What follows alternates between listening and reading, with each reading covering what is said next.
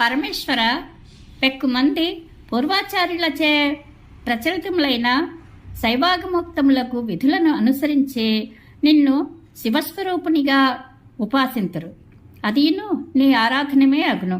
స్వామి, ఇతర దేవతలను నీకంటే వేరైన వారినిగా భావించి వారిని కొందరు ఆరాధించుచుందరు.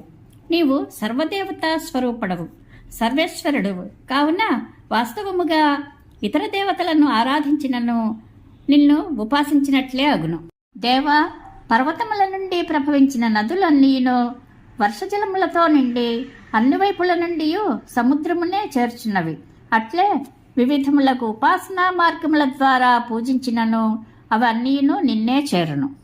ఆకాశాత్ పతితం తోయం యథా గచ్చతి సాగరం సర్వదేవ నమస్కారః కేశవం ప్రతిగచ్చతి.